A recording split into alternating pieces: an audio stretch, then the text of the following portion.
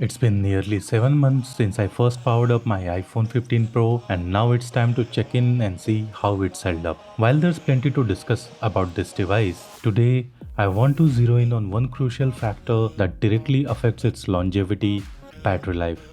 If you follow my channel, you will know that I switched from iPhone 12 mini to iPhone 15 Pro, and while I still miss the mini form factor, the extra battery life has been a pleasant experience. All through these past 7 months, the iPhone 15 Pro has lasted me the entire day, even though I'm running the iOS 18 beta on it.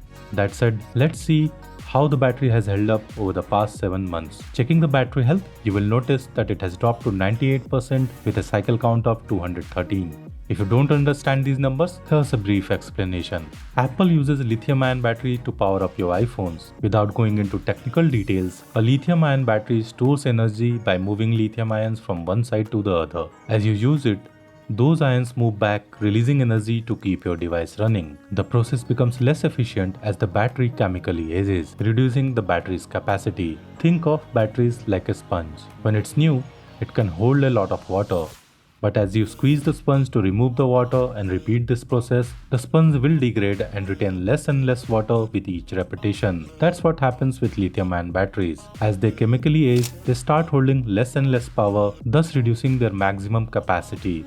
Since my iPhone's battery capacity is at 98%, it means that over 7 months of use, it has lost 2% of its maximum capacity. Now that you have a basic understanding of maximum battery capacity, let's talk about charge cycles. A single charge cycle counts as the use of 100% of battery, but it doesn't have to be in one go. For example, suppose you use 75% of the battery on a given day and charge your iPhone. The next day, when you use 25% of your iPhone's battery, it will count as one charge cycle. Depending on how much you use your iPhone, you might even go through 2 charge cycles in one day. Let's come back to my iPhone's battery stats. I have been using this iPhone for over 7 months, but for simplicity's sake, let's take it exactly as 7 months, which will convert to about 210 days. That means I use one charge cycle daily, which is not too bad. As per Apple's documentation, iPhone 15 Pro should retain 80% of its battery capacity after 1000 charge cycles. Doing some simple mathematical calculations,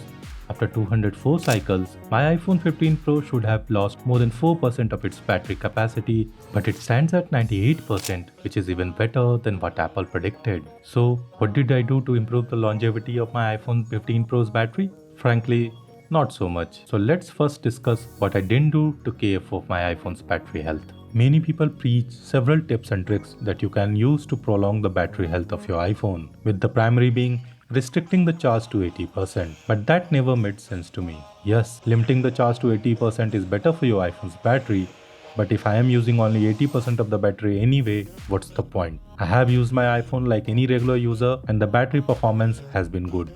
With the iOS 18 update, we have more options to restrict the battery charging, and I might use the 95% option. It will allow me to use almost the maximum capacity of my iPhone 15 Pro's battery and still prolong its health. While I didn't restrict the battery charge to 80%, I did turn on the optimized battery charging feature that fast charges the iPhone to 80% and then slowly charges to 100% to improve the battery health. Also, since the main culprit of battery degradation is heat, I rarely use wireless charging if I can help it. Heat is the byproduct of wireless charging and it damages the battery, so I avoid using it. For the same reason, I don't use super fast charging bricks. The iPhone's maximum charge maxes out at around 27 watts, so there's no point in using a 50 or 60 watts power adapter. It would just harm your iPhone's battery in the long run. I use the regular Apple 20 watt or Anchor 30 watt power adapters. You can click the link in the video description to find the best iPhone power adapters we recommend. One thing I do that might have a positive impact on my iPhone's battery life